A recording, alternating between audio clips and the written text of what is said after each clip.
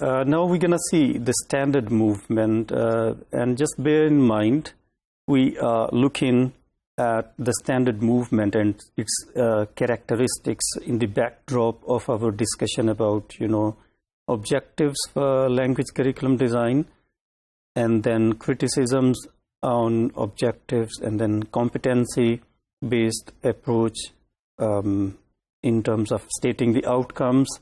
And then we saw the criticism on competency-based approach.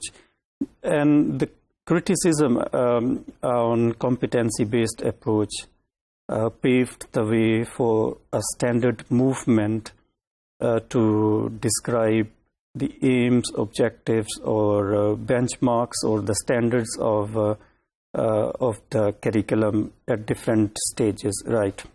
I'll try to give examples of in order to tell the tenets of the standard movement. I'll try to relate it to the to our national curriculum document from grade 1 to 12, which was produced in 2006, and which is very much practiced throughout Pakistan in the government schools, right? The standard movement, as you could see, like it started in 1990 in the USA, and this had its own, specifications, right? The standard movement, as compared to competency-based approach or the objectives approach, it laid emphasis on, specifying benchmarks for the subject matter.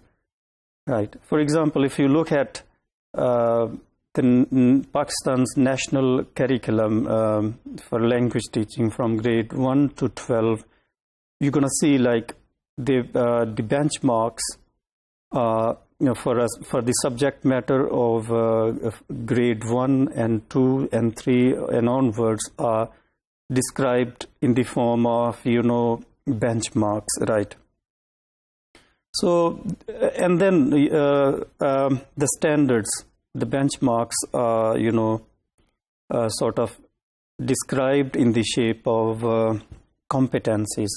I mean, what competency in any of the 4 skills, what competency the students need to develop, right?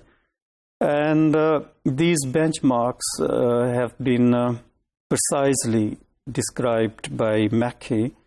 Well, let's have a look at the statement.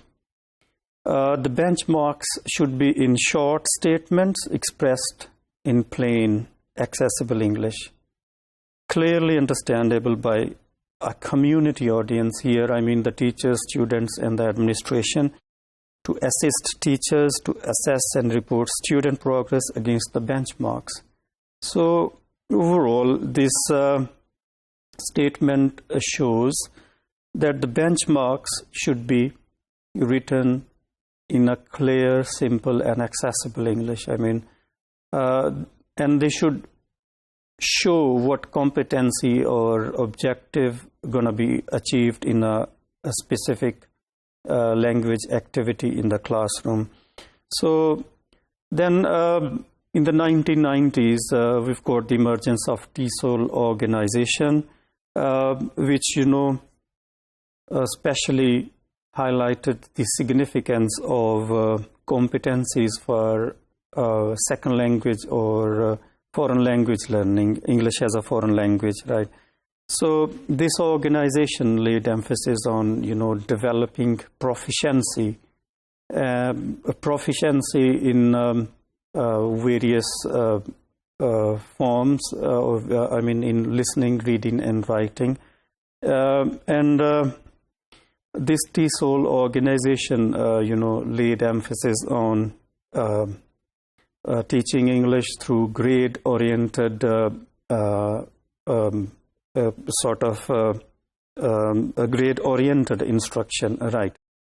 If you look at Pakistan's national curriculum from grade 1 to 12, that's been designed in a grade-oriented way. The instruction is very much like what the students will be able to achieve after grade 1 and what they're gonna do and achieve after grade 2 and similarly grade 12. So the whole philosophy behind the standard movement was to bring in activities or tasks in the syllabus which can be useful for learners and which can give meaningful and worthwhile learning to the students, so that they could spend productive lives, or so that they could survive well in their social or cultural context.